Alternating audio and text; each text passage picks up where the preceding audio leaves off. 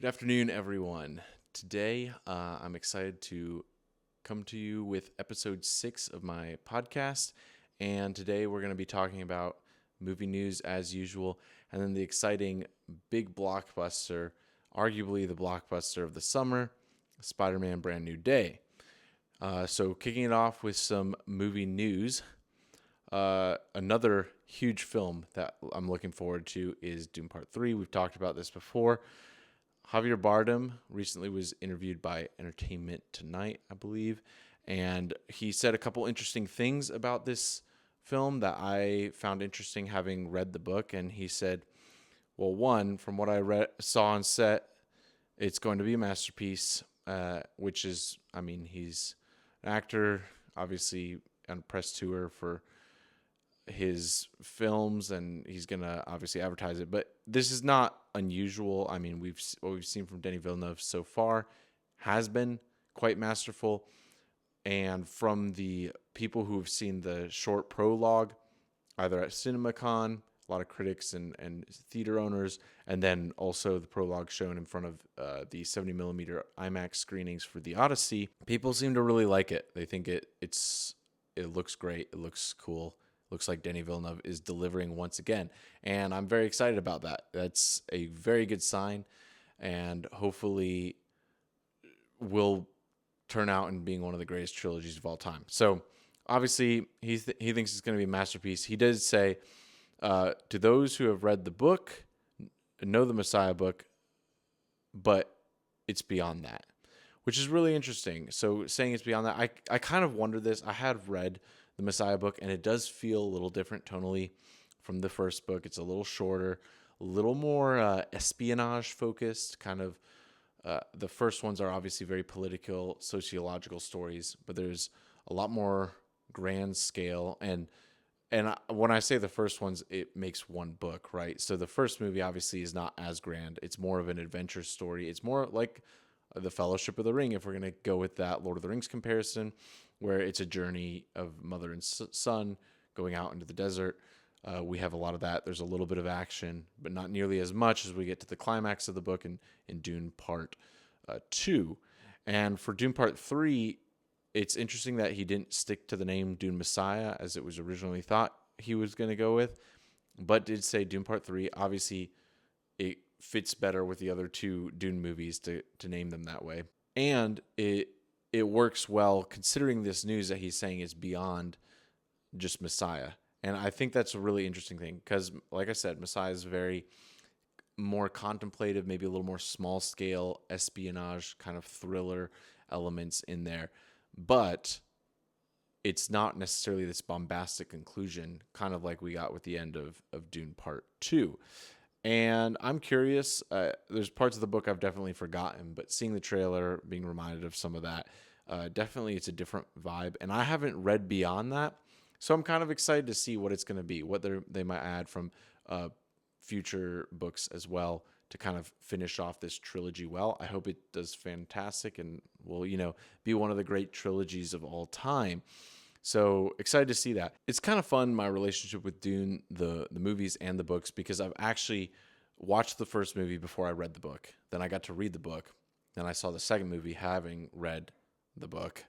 Then I read Dune Messiah. Now I'm going to see that movie, and it's probably going to spoil a little bit of the future. So I've gotten to almost simultaneously read the books before the movies and watch the movies before the books, which has been kind of a fun way to take in the media and appreciate both sides of the story, especially because in the books they're kind of taking omniscient characters, so you know a lot before. Dr. Yue's treachery, like in chapter 2, it just right out tells you what's going to happen, and then you see how it plays out, versus the movie is a little more traditional in that as things are revealed to our main characters, they're revealed to us. So excited to see where things move from there. Another news source we got is from World of Real is supposedly Warner Brothers and Paramount are both making remakes for A Nightmare on Elm Street. And this is interesting because obviously having two studios remaking the same thing is unusual, but having two studios remaking the same thing, that are also about to get merged theoretically. And now that date's been pushed back to like 2027, but still, it's a really interesting story. And the reason they can do this to begin with is Paramount owns the domestic rights to that franchise, but Warner Brothers owns the international rights. So that using loopholes, they can kind of both work on their own remakes of it or stories within the world. So definitely just kind of a funny little anecdote there of just something that wouldn't happen usually. It's just a really interesting thing, and I wanted to spotlight it just because what an unusual case that is, right? So Warner Brothers is doing a reimagining of the original, I believe, but under Lee Cronin. So that should be exciting. I'm curious to see what that is, and Paramount is apparently going to make one set in the world. So supposedly both are trying to get it made before the merger. That's going to be interesting. Just a really interesting point in movie history of two companies supposedly coming together and then also working on the same franchise because somehow they both have loopholes to do that. Anyway, just thought that was an interesting story I'd bring up. Another thing that World of Reveal is also reporting is that Alien Romulus sequel is getting shelved. And this is very disappointing news. Alien Romulus is amazing. I actually hadn't watched the Alien films when I first watched Alien Romulus, but I did, like the night before, decide I'm going to watch Alien.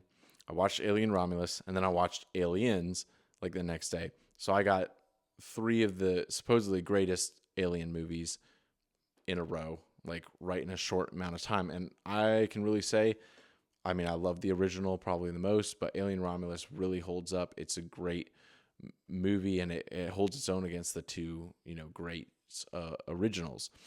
And so Fede Alvarez obviously exited this sequel last year, and that was disappointing to hear because he did such a great job with the original. And this is only coming from one source, albeit a reliable source, but there's been a lot of tells that this might not happen. Ridley Scott, originally, I believe Fede Alvarez's idea was to have a character, David from the franchise, to appear, but Ridley Scott didn't want that to happen in someone else's film. So it sounds like some, management from Ridley Scott getting in the weeds there. And then Brian Duffield is also working on a completely different Alien movie. So it's not that Alien's just not happening at all, but he's working on a different Alien movie. So you got that. David Johnson was just recently cast as the next Black Panther. There's been talks about Kaylee Spaney maybe showing up in Marvel as well, which would be great. Just hopefully for her career. I think she's one of the most talented of the young actors we have, and I've really liked her in Civil War and this film, Alien Romulus. So really like her. She's going to be in the new Elden Ring movie, so that should be good for her too, but I really hope she'll kind of spring onto the mainstream a little bit more because she is really talented, and I would like to see more of that. And I definitely sad not to see more of this storyline. I really liked it, and I'm curious where it was going to go. It brought back the horror vibes of the original one and that claustrophobic in space feeling. That is what I really love about the Alien movies. I actually appreciate that more than like Aliens, which is just kind of, Starship Troopers style fighting in space. Also a great sci-fi movie, but it doesn't capture the horror to me quite as well as that original. And that is what I really appreciate about that franchise. So interesting news coming out of there. Definitely not confirmed yet, so there is still hope, but there's definitely a lot of tells saying it might not happen, which is unfortunate, but that's what happens in these days. In other news, Olivia Wilde is new film just got greenlit. It's Naughty, and it's going to star Jennifer Aniston and Peter Dinklage. I'm very curious about this. I recently saw The Invite last week, I believe, and that was one of the best movies of the year so far. Really made you think. It was a very smart comedy, and that's my kind of comedy. I enjoy some of the dumb comedies with friends, but to me, a comedy that has a lot of interest in exploring relational dynamics and has something to say is even more interesting to me. So I really appreciated that. Invite was phenomenal. See it if you haven't already. But coming hot off of that, and I was impressed. That was also directed by Olivia Wilde. I haven't seen any of her directorial projects, so that was a first, and I will say I was quite impressed. So I am curious where this will go. And supposedly the premise of Naughty, so this is going to be like a Christmas movie. It's going to release in November 5th next year, 2027. Universal Pictures greenlighted it, and it's going to follow Mallory, who's played by Jennifer Aniston, whose only hope of securing custody of her son from her gaslighting trash bag ex is to find Santa Claus, played by Peter Dinklage, and convince him to testify at her divorce hearing. Once again, kind of a wild premise. If you haven't seen the invite yet, if you have seen the invite yet, you'll know what I mean. Wild premise, but it's exploring very real, normal relationship dynamics. And I hope she can pull this off. I think that'd be a really interesting Christmas comedy, maybe a little more adult themed, but definitely exploring hopefully an interesting angle on divorce and relationships and dealing with that through the lens of a Christmas comedy. Peter Dinklage, I think, would do great. He really fits well in some of those comedies and things like Three Billboards Outside of Ebbing, Missouri. It's very good with him. Jennifer Aniston, obviously known for Friends, does great with comedy. And to me, I catch similar vibes from her as I get from Olivia Wilde. So I think they could work together well, and I'm curious how it'll go. She definitely tends towards more like deviant, risque stories, Olivia Wilde, that is. So I'm curious how naughty this will actually be, or if it'll be toned down a little bit for the Christmas season. Don't know. But the invite was great, so I'm definitely intrigued. And yeah, since it's a divorce comedy, I assume it's going to also, explore relational dynamics between couples in a different way. So excited about that. In other news, Clueless is getting a series. And while I'm mostly focused on movies, as I've said before, Clueless is one of my favorite movies. It's a movie I go back to again and again. It's definitely just one of my favorite films, one of my favorite comedies. Love its modern take on, Jane Austen and Emma, although it's set in the 90s. So nowadays it looks very dated. But they're going to make a series, not really surprising. They just did this with Legally Blonde and Elle over at Prime. This is going to be going to Paramount Plus. Originally was going to go to Peacock, but now going to Paramount Plus makes more sense. The original film was a Paramount Pictures film, so curious how that'll turn out. Obviously not expecting a ton, but Alicia Silverstone is planning to come back, so that's exciting news. And it's going, so the log line, I'll read the log line here. This is what it says. Beloved Beverly Hills icon Cher Horowitz, played by Alicia Silverstone, has figured out a lot. She's successful in business and has mastered motherhood, that is, until her daughter's high school years, and Cher finds that parenting a teenager makes her feel clueless all over again. Yeah, I'm curious what this will be. I feel like this is the common approach to a lot of these teen movies that they're now remaking 20 years later. We saw this with Freaky Friday a little bit, where it's like the kids have become the parents and now they're dealing with that, right? Freaky Friday was a fun movie. It wasn't terrible. Obviously, the original is the original. And with this, Freaky Friday, the original movie, wasn't even near the level of Clueless, the original film. So curious how they're going to adapt that. I'll probably watch it, though, because I'm a big Clueless fan. Really hope they do something fun with the outfits. That's one of the things that makes the original so fun, is all of Cher's outfits are just so unique and so iconic. That yellow plaid, obviously, is the most well-known from that movie.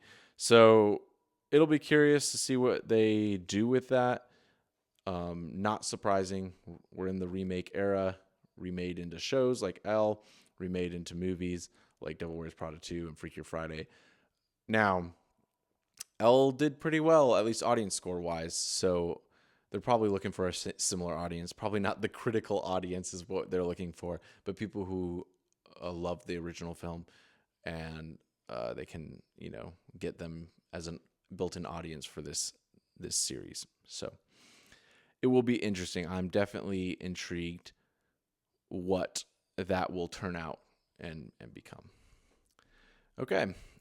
Next, I'd like to talk about some trailers like I did last week. We had a lot of trailers last week. I'm going over fewer this time, but some cool trailers came out. One of them I saw in the Spider-Man Brand New Day screening, and I was like, wait, this is what this is? So I've heard a little bit about, and I guess I'll start there, the Thomas Crown Affair. And to me, and this is just my ignorance, uh, because there's 2 movies already out about this, so I should know this better. But to me, that sounded like, oh, some period piece drama. That's what it sounds like when you tell me Thomas Crown Affair, British people, in 1800s outfits talking to each other and insulting each other in fun ways. That's what I pictured. That is not what this is at all. It's an art heist film, a romantic art heist film. So that'll be interesting to see. Stars Michael B. Jordan and Adria Arjona. It's directed by Michael Jordan as well. So excited to see that. He is one of my favorite movie stars working in Hollywood today, and Adria is definitely working up. Excited to see what her role is going to be in Man of Tomorrow as a big superhero fan. But I've enjoyed her. Splitsville was a great comedy from last year. Really enjoyed her in that. She's obviously known for her work in Andor as well. So definitely had the wrong picture. But there is a film from 1999 with Pierce Brosnan, 1968 film as well with Steve McQueen. So this is a already told story, but it's lesser known. So I think maybe to those who have seen the original are like, wow, these are amazing. I certainly hadn't heard of the originals until recently. And so I'm intrigued because this is less of a remake to me and more of just, this is a cool art heist film. Excited to see it. Definitely much more action-packed. They have cars crashing into each other, Ferraris. They've got Tenet style, rappelling up a building. They've got, both Michael and Adria in suits and dresses and all, posh on the Riviera, speedboats. It looks exciting. It looks like a very fun movie, and I think it's going to be a crowd pleaser. Will they be able to pull it off? Who knows? I'm not very familiar with the original source material, so I don't know how intriguing it is in and of itself, but I'll definitely go in. I'm excited to see that. And who knows? I believe it's taking up the spot that Project Hail Mary did this year, and that, Mickey 17 did the year before. Obviously, Mickey 17 did a lot worse, and Project Hail Mary was a huge hit. So, but definitely trying to slot in there somewhere. At least that's what I currently believe. So pretty interesting. Fun little rabbit hole I found when researching this film is that the original movie was nominated for 2 Oscars. One of them was for Best Original Song. And that song was The Windmills of Your Mind, which if you're fans of Severance, the TV show on Apple TV, know that's the season 2 finale song. Another cool connection there is that's composed by Michel Legrand, who's one of my favorite composers because one of my favorite films, Umbrellas of Cherbourg, he composed, longtime collaborator with Jacques Demy. And so just a cool little rabbit hole I found there. Maybe we'll get a good score out of this too. Maybe we'll get Windmills of Your Mind replayed too in homage to the originals. Who knows? There's not a lot that I know about this yet, so just more intriguing. The trailer was my first glimpse into this world, and definitely, if they pull it off well, it could be a fun Ocean's 11 style, albeit with less people, heist movie. Maybe the glamour and the glitz of some of the, James Bond-esque movies, but, different genres. But definitely mixing that vibe of like a James Bond Ocean's 11 movie or something like that. Curious how it's going to go, but color me intrigued. Another movie that released its trailer this week is Victorian Psycho. Now, this one I have been aware of. It stars Makia Monroe, who's also one of my favorite scream queens, especially working now in Hollywood, and it follows one of my favorite horror movies. She did a great job in that. And at least from the trailer, it looks like she's playing this like crazy governess for a wealthy family. And she says something in the trailer along the lines of, I'm going to be part of this family someday. So definitely crazy. I mean, the opening shot of the trailer is her looking deranged, camera tracking her face at a Dutch angle as her head's also slouched to the side. Really interesting. There's got some metal rock music. I'm not sure if that's just for the trailer. Some trailers have amazing music, and then you get to the actual movie, and it's like, oh, this is okay, But if they really pull that in, that metal music, it's definitely going to be an interesting period piece, so to speak, horror film. Directed by Zachary Wigan. Hasn't done a whole ton. I believe he did Sanctuary with Margaret Qualley. But other than that, and even that's not very well known. So probably his most high profile film coming out here, but there's definitely interest in it. I'm curious to see how it plays out, like with all these movies, right? I am a little concerned. We've done this. I mean, Joker, obviously, 2008, and The Dark Knight popularized this whole, oh, I'm crazy, and then Harley Quinn, DC milked the Harley Quinn thing for a long time. They're still doing it with shows and movies. And then you have Jinx from Arcane, and this whole another Joker movie as well with a similar kind of just deranged, crazy for crazy's sake. And I don't know if this is getting a little tiring or not. I think there's obviously always fresh ways. You can always prove me wrong, right? And that's great if you can. But we've definitely done this thing over and over again of, oh, look, she's crazy or he's crazy, and there's no rhyme or reason to it, and that's what makes it scary.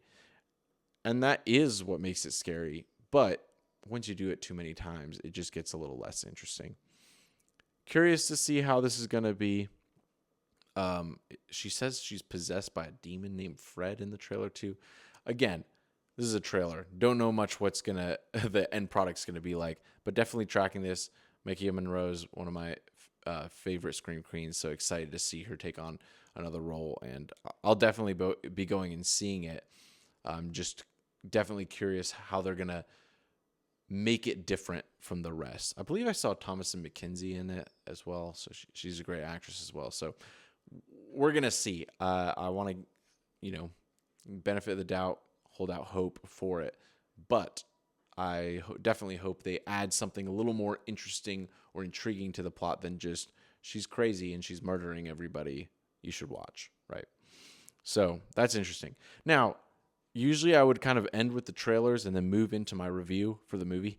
But one of the news, and probably one of the biggest pieces of news, and certainly most exciting for me, that came out this past week, is related to Marvel and Marvel Studios. And so I wanted to cover it now as kind of a segue into the Spider-Man Brand New Day movie review. So Samara Weaving, one of my, if not my favorite Scream Queen working right now, is cast as Emma Frost. And this is cool news on several levels. So first, it shows that, Marvel's really getting interested in X-Men. They finally have the rights from Fox, and they're starting the casting process. We're going to get into some X-Men spoilers later on with Spider-Man Brand New Day, but not right now. And so definitely casting, a bunch of people looking into casting. Obviously, we said Kaylee Spaney's been looked at for Rogue, I believe. Indy Navarrete from Obsession is being looked at for Mystique. These are all rumors right now. But we do know that Samara Weaving is cast as Emma Frost. Now, I've been following Samara Weaving for a while now. Ready or Not is one of her most famous films, and she does great in that. This year alone, she's been in Ready or Not 2, Caroline, which I talked about last week in the Hidden Gems section. She was also in Over Your Dead Body this year, which is a pretty funny comedy, also very violent. So mostly she's focused on horror. That's been definitely the main thing we've seen. We've seen a little bit with like Caroline, a little bit with Eenie Meenie, the Hulu movie last year, where she kind of plays the Bonnie and Clyde thing going on, But she really hasn't broke out into the mainstream yet. I think she's obviously becoming more and more popular and familiar. People might know her as like the Margot Robbie lookalike, which she does look pretty similar. But she definitely has, she has one of the best screams, so that's what makes her a great Scream Queen, partly. She's very expressive in her face, and I think she has a lot of potential, and I would love to see that in the mainstream. I'd love to see that eventually maybe utilized for an Oscar kind of movie. That would be cool. I think she could do a great job with that, but first you need a little bit of notoriety maybe to get into some of those roles, and so Marvel can do that for people. It did that certainly for Scarlett Johansson, who went, was it. Johansson was definitely doing more niche stuff before Marvel, but Marvel propelled her career like nothing else. And then she's showing up in Marriage Story and all these, kind of balancing these smaller projects with these bigger superhero movies. So definitely fun. She's going to be in Batman Part 2 and The Exorcist, but she's also in James Gray's Paper Tiger, premiered at Cannes earlier this year. So Scarlett Johansson's using that momentum to kind of pick and choose what she wants to do. I think that's really cool. And I hope Samara Weaving, with all her talent, can do similar. This is the same with Zendaya. We're about to talk about Zendaya in the Spider-Man Brand New Day review. But Zendaya started out, her feature film premiere was Spider-Man Homecoming. And since then, she's been in all sorts of great films that are critically acclaimed, too. Challengers, the Dune movies, and recently, like the drama, like we've talked about before. So Zendaya has been picking great projects with her film and notoriety as well. So maybe as a Samara Weaving fan, I really hope she can use this to propel her career even more and more people can appreciate her great work. If you haven't seen Ready or Not, go check it out. That is just a really fun horror movie, pretty funny as well. It's not a very scary movie. It's just outrageous and funny and enjoyable. It might be scary to some people, though. So excited about this. Now, how about Emma Frost, right? Emma Frost is a telepath, can turn into Diamond. She's usually played more like a femme fatale, kind of intriguing anti-villain-ish, sometimes more heroic, sometimes more villainous. Before, she's been played in live action by January Jones and X-Men First Class. There might be another movie she's in, but definitely a very popular Marvel Comics character, definitely a very popular X-Men character. Probably one of the harder ones to cast because it is on this line of, villain versus hero. Maybe not necessarily the superhero you would think of, all good, Superman, maybe not the best role model for people. But she's a very popular one. And I think Samara Weaving can use some of her Scream Queen history to play into some of that more edgy side of Emma Frost and the femme fatale vibe. I think she can definitely pull off. So I'm excited to see where this is going to go. It's an interesting first major casting to be revealed for the X-Men. There might have been a couple others I'm missing. Obviously, there's the ones in Spider-Man Brand New Day, but Emma Frost being one of the first ones mentioned as this has been cast. That's different. This is an exclusive from Deadline also. I want to give credit there. So for those who don't know her, she is her uncle's Hugo Weaving. And yeah, just really great in a lot of things. So they did the testing on July 4th, apparently had a bunch of actors come in, test out the role of Emma Frost, and hers was just too good to be beat. At least that's what's being reported. So I'm excited to see where this will go. Hopefully the X-Men will bring new life to Marvel, who's been kind of scatterbrained for the last, not decade, but the last part of this decade for sure. And since Endgame, it's just been kind of scatterbrained. There's been a few good projects, a few bad projects, a few underseen projects that are actually pretty decent. So not for everyone. People are not really in the Marvel mood, but that is not entirely true, as we're going to get to now. So we're going to talk about Spider-Man Brand New Day now. I'm going to start off with spoiler-free reviews, but one thing that we got to start off the bat here is, boy, is Spider-Man popular. On opening weekend, it had a $360 million opening weekend. That is bigger than Avengers Endgame, which is saying a lot, because here we are complaining about Marvel is so scatterbrained. Are people even going to come see these movies? I'm still baffled why Doomsday is drawing so much attention with $16.5 million in sales on the first day after the trailer. But Spider-Man is super popular. He's always been popular. He's their flagship superhero. And even so, I still thought maybe some of that superhero fatigue would come in. And this is, once again, proof that superhero fatigue is really just fatigue for poorly made movies. Because when you make a good superhero movie, people do go out and see it and do appreciate it. And that's not always the case. I do think Thunderbolts did a pretty good job last year. That was not seen by a lot of people, maybe not as well advertised, but it shows both that film at a lesser success rate box office wise and this film at a higher box office success rate show that superhero films critically and for the audience are not, this fatigue isn't quite there. It's just a fatigue for bad movies. It's a fatigue for feeling like we need to watch everything. Obviously, we talked about this last week. Marvel's restructuring the way they work moving forward. So we should be getting a lot more quality out of them again. That would be great. And some interesting pieces. And X-Men is very popular. Like, Spider-Man's the most famous individual hero, but X-Men are certainly up there in teams. They're probably arguably more popular than the Avengers were, but you work with what you've got. And at the time, Marvel Studios had Avengers. They did not have the rights to X-Men because Fox had them. Now that they have that, they're kind of they've been trying to find a way to weave in stuff with Fantastic Four, with this, trying to do the legacy heroes well from the Fox universe, and yet move into something new. It's kind of a big mess right now, but hopefully over Doomsday and into Secret Wars, they can streamline it a little bit, make it simpler for people, and get people excited about these movies again. And hopefully hire, good actors, good actresses, good directors who can really put some craft into it. So how was Spider-Man Brand New Day? I actually really did enjoy this one. Destin Daniel Cretton's visual direction, along with his, DP, was really interesting.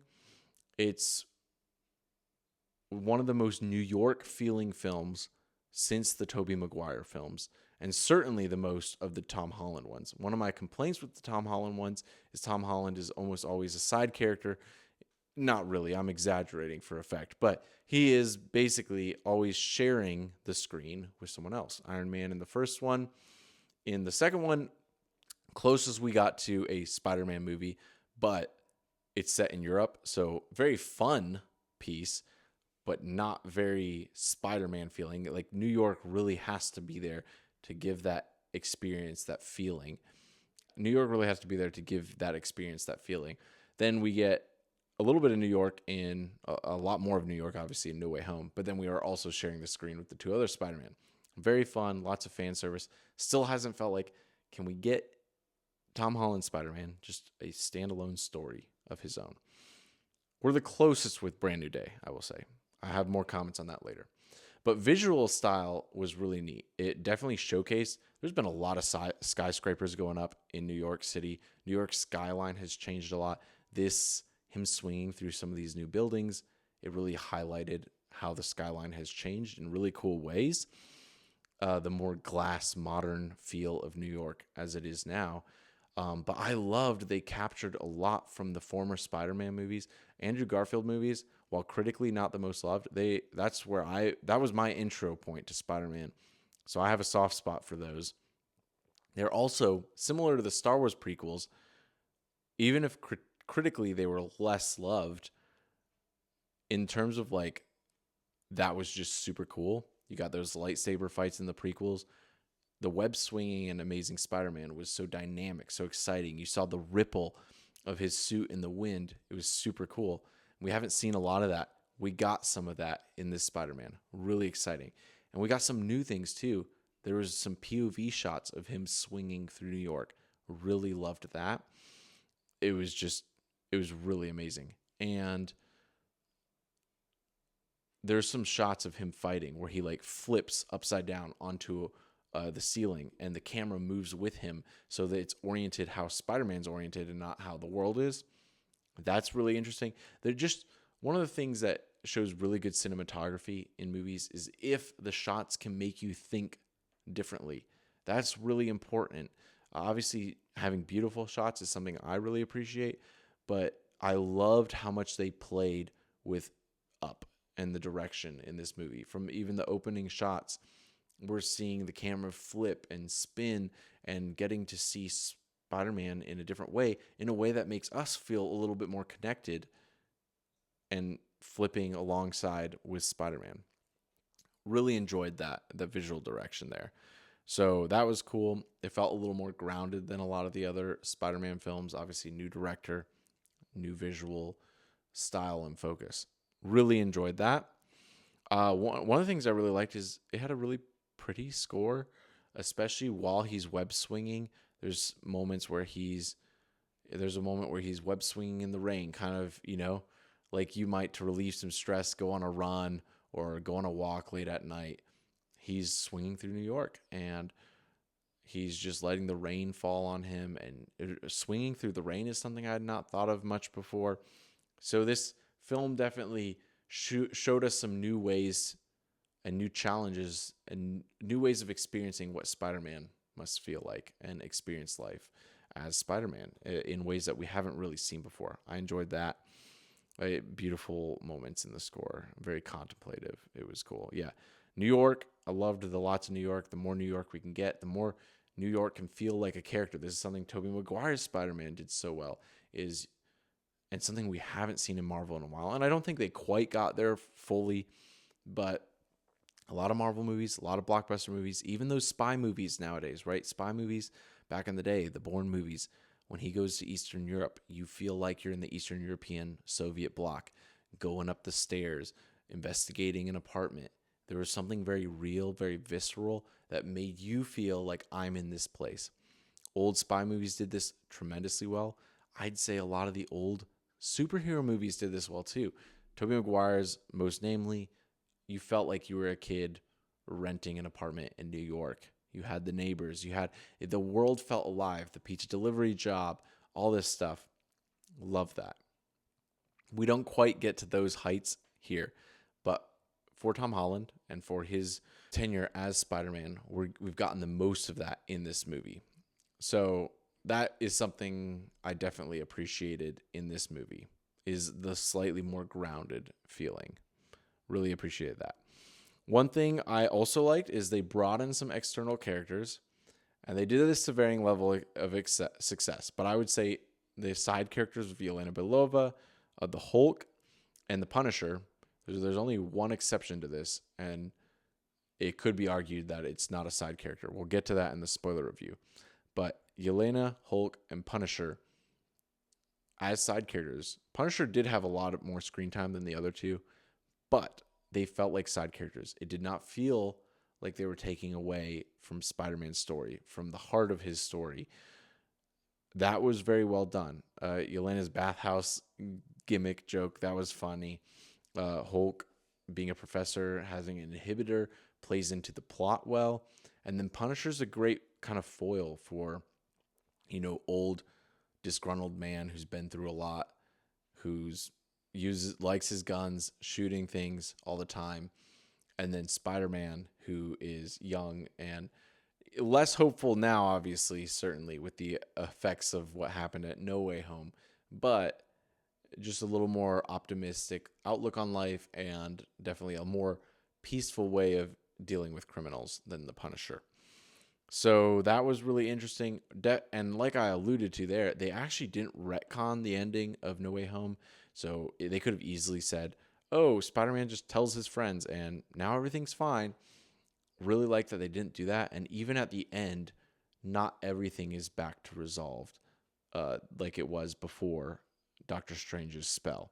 So I really appreciated that they stuck to their guns, followed through, and gave us a lot more deep, meaningful, introspective Spider-Man movie. Really appreciated that. They also had a shot in there, speaking of the shots, that paid homage to Amazing Fantasy number 15, which is where Spider-Man originally appears. And as soon as I saw it, I pointed at the screen. I'm like, oh, they did that. That's cool. So for Spider-Man fans, you're going to like this. For even people who aren't big superhero fans, you'll probably find something to enjoy in this. But yeah, those are some initial thoughts I had. It's hard not to get into spoilers, so I'm probably going to go into spoilers now. But just wanted to warn people who didn't want to hear spoilers before going. It's definitely going to be very hard considering it's breaking records. It's crazy. Bigger than Avengers Endgame. It's insane. So people are going and seeing it. It's going to be hard to avoid spoilers. Nonetheless, I want to give a spoiler warning. I'm going to now go into in-depth review. So we'll start off with the side characters. Yelena, Hulk, and Punisher, like I said, they did a great job. Each side character was not just there for the sake of being there. You could say that the most with Yelena, but the bathhouse joke thing was kind of funny. And she did play a good role in the spy aspect of things. We got Hulk. The inhibitor and inhibiting things is very important. So as the film goes on, Spider-Man is changing. He's obviously dealing with a lot. A lot of time passes in the first couple minutes. We see Ned and Zendaya's character MJ go to MIT and then come back from MIT. So 4 years of college. Now Spider-Man is, moving on. He's doing his own stuff, has his own apartment, living life in New York. And they come back from Boston as well. They're now back in New York, and that's kind of where we start. So a lot of time has passed with no resolution, from them forgetting who he was, from everyone forgetting who he was. And he starts actually changing too.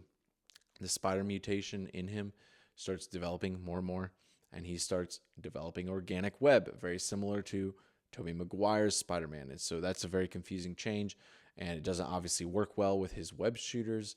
So he's trying to balance and figure things out. So he goes to Dr. Bruce Banner, says, "You have an inhibitor. I'm assuming it would work very similar to how I could make an inhibitor." And so he makes an inhibitor to try to help control some of the spider mutations. And we've seen this before about, like, do you control your powers? Do you let them shine? There's a little bit of that in this story, not as maybe strong or heavy handed as some movies, but that's why Hulk is there. And then Punisher is there very importantly because at the very end, Spider-Man saves we're going to call it antagonist right now, but it's not the antagonist, life, as Punisher tries to shoot her and he gets in the way of the bullet and gets hit. Now, I was like, are they going to kill off Spider-Man? That would have been really bold. They obviously did not kill off Spider-Man. Punisher does show up. There's not even a lot of enmity between them. Punisher's there with him, feeling very bad at the hospital, waiting for him to recover. So it's definitely not. It's interesting, and Punisher also provides him a place to stay when he needs to hide, and he needs to hide MJ and keep her safe. So each of these side characters, even the ones that have a little more screen time, it didn't feel like it was taking away from Spider-Man. One of my major complaints is the antagonist of the film. So we're led to believe, and obviously for people who have any idea what's going on with Marvel, knew that Jean Grey was going to be, Sadie Sink's Jean Grey was going to be in this movie. And there's this person kind of doing mind control, always trying to get into this department of, what do they call it? Department of Damage Control. And for some reason, and they can hop these bodies and they can mind control all these people. And it looks like this huge threat. Obviously, it's a lot less effective if you kind of know this is probably Jean Grey. But you're also not being shown Sadie Sink very early on. So slowly but surely, he's piecing together who this is. And he figures out it's Jean Grey. He's investigating. He's figuring this out. And so then the antagonist ends up not being the main antagonist. That is true. The main antagonist ends up being Tramell Tillman, who is also one of my favorite actors from Severance. Bill Metzger, who works for the Department of Damage Control. And that ends up being like the twist bad guy. Obviously, way less effective because we can see Jean Grey coming a mile away, Yeah, it's just not as much of a big bad guy. It also it draws the focus away from Peter Parker and what he's going through a little bit. So I didn't appreciate that. And this is the one part where it felt like Marvel has to set up the X-Men, so they're going to find a way to put X-Men in this plot. And it was fairly well done for what it was. But I definitely wish and would still love, especially with this new visual style and tone, see a more grounded Tom Holland Spider-Man with his own villains and his own universe and maybe a smaller scale. Maybe bringing Gwen Stacy. I did wonder if that blonde girl in his apartment, who he ends up wearing her clothes when he wakes up, with his mutations and doesn't have anything to wear. I was wondering, is she going to be Jean Grey? Maybe things are... Because one thing we learn is that MJ and Ned do learn that Peter Parker It takes a while, so they did a good job holding that off. They do eventually learn that Peter Parker is Spider-Man, but they obviously still they can't manifest or make up. It's not like it all comes back. Sometimes in these memory forgotten movies, once they figure out one thing, the feelings, the experiences come back. Not in this case. Doctor Strange's spell worked very well, and so Zendaya doesn't have any feelings anymore for Tom Holland's Spider-Man.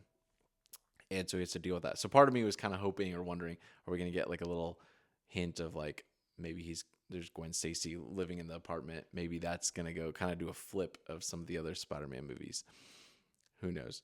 Obviously, I'm all in favor of inventing and doing something different and not just repeating Spider-Man trilogies over and over again.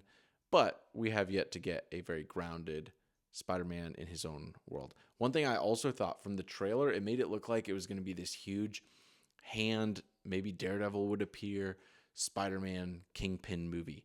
That was very exciting. That was kind of hinted very early on going into the Daredevil Born Again stuff, all that. It was going to be a very New York movie. Man, I was thrilled for that. And then it turns out that those are just like cutscenes of the people he's already defeated in his time as Spider-Man over the last, like when it's catching you up at the beginning. And the hand does come into play later. They're working for the Department of Damage Control as, bodyguards or security guards. But yeah, it was definitely, I wish we could have gotten that, Chip Zdarsky style Daredevil Spider-Man maybe collab film. Maybe we will get that in the future. That'd be really cool. I would love that because especially now that they've made 4, I'm really hoping, I know he's a little older, but I do kind of hope we can get 2 more and get the Destin Daniel Cretton trilogy on top and kind of make it a little Tom Holland saga. I think that would be a really neat way. Obviously, he's so popular. Might as well keep him. This is people's favorite. I believe even Frank Miller came out and said, like, this is the most Ditko of any of the Spider-Man movies, which is a huge compliment. And I just saw that there, so I'm not going to, quote that for sure. But definitely a compliment if that is true. So definitely, like, here's the thing. Sadie Sink as Jean Grey, great casting. I'm excited to see where she's going to go with it. She is doing the role well. It just distracts from Spider-Man and this more grounded story. And it also does the whole, the villain you think is the villain is actually not the villain. And it's just this average dude who's the villain. And this powerful person is actually just like a victim of situations. Not the most nuanced or interesting look on things, but definitely, again, trying to set up. And we do learn that Department of Damage Control is doing experiments on Jean Grey's sister. And so that's why she's trying to get in. And then she learns that her sister's actually died. And dealing with that, she's obviously one of the most powerful beings in all of the Marvel Universe. And she kind of takes over New York and can basically kill thousands of people if she wanted to. And Spider-Man's there trying to change that. And he has to fight the hand. This is where he does get to fight the hand.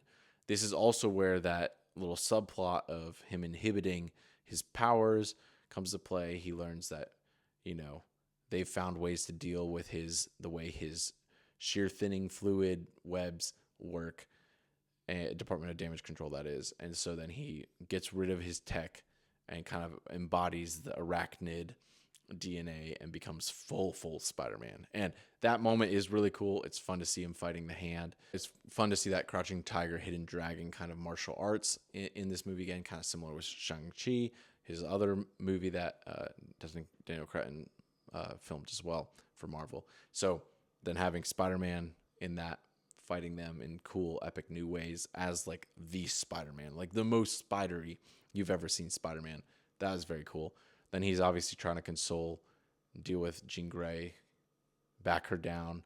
And that's when, with his excellent sharp shooting skills, Punisher comes back and hits Spider-Man in an attempt of bravery. So it does work pretty well together in the end. I did enjoy that. But I wish it could have been even more grounded, maybe a little more, Kingpin, the mayor of New York style, Daredevil, Spider-Man, grounded Marvel heroes. That's where I think Marvel really excels. That's my favorite Marvel stuff. I know everyone knows Marvel as like the cheerful, happy Guardians of the Galaxy space thing because that's what they've been doing in their movies, Asgard, all that. And then they know Batman and the grounded DC world. In reality, the comics are kind of flipped. I think some of the best DC stuff is the most cosmic, the Green Lantern stuff, Jeff Johns stuff, amazing. Teen Titans are really cool. And then some of the best Marvel stuff is Spider-Man, Daredevil, the more grounded heroes of Marvel, I think are really cool, especially that New York kind of crew, the Netflix universe, right? Really neat. So would love to see some more of that. I think this director did a great job. Hopefully we'll see more Spider-Man movies here. I'm sure we will. They're just always fun. And even if they're not, critical masterpieces that are going to win tons of Oscars, it's fun. And as long as they find creative new ways of approaching this, and it's exciting. And it is going to be like James Bond, where the role gets passed down. We've now had 3 Spider-Mans. I'm sure we're going to have a 4th in the next, decade or so. I think it'd be fun to give Tom Holland 2 more movies, kind of finish out his arc here. And I do like that they did leave the whole MJ Spider-Man thing hanging. There's still potential there. I'd like to see maybe Gwen Stacy come in, maybe a bit of a love triangle. Who knows? But there's definitely more to look forward to with that story. And I hope they won't just drop it as they become enamored with X-Men and that becomes all they care about. Still very excited about X-Men. Excited about Samara Weaving coming on. Excited about all these casting rumors. Hope to see more. And hope Marvel can again kind of propel some young careers here into the spotlight to give them more choice on what they can pick as projects. And then hopefully they pick good projects and we get some more Oscar-winning performances and films out of people like Indy Navarrete, Kaylee Spaney, all these, young talent coming up. So excited to see that. But yes, overall, it's a great movie. I really enjoyed it. It, as much as it hurts me to say, it is much better than Supergirl.